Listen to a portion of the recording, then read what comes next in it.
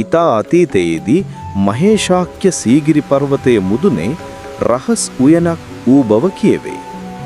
එහි නිර්මල හදවතකට පමණක් දර්ශනය වන එකම එක රන් නෙළුමක් පිපුණු බවට විශ්වාසයක් පැවතුණි.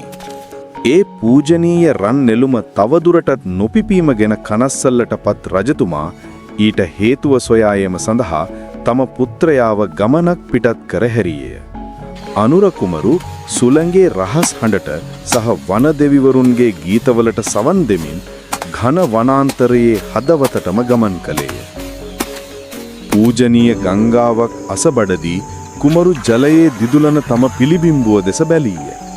සැබෑ ගමන ඇත්තේ තම සිත තුල බව ඔහු එසැනින් වටහා ගත්තේය.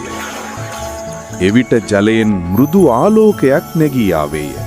ඒ කුමරුගේ කරුණාව සහ සත්‍යවාදී බව පිරික්සීමට පැමිණි නෙළුම් මලේ ආත්මය.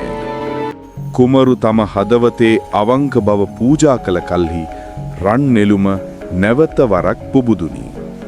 එහි පාරිශුද්ධත්වයේ සහ සාමයේ රන්වන් ආලෝකයින් මුළු සීගිරියම නැහැවී ගියේය.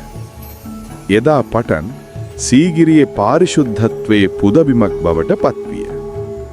සැබෑ සුන්දරත්වයේ උපදින්නේ කරුණාවන්ත සහ අවංක හදවතකින් පමණක් බව එය සියල්ලන්ටම සිහිපත් කර දෙයි.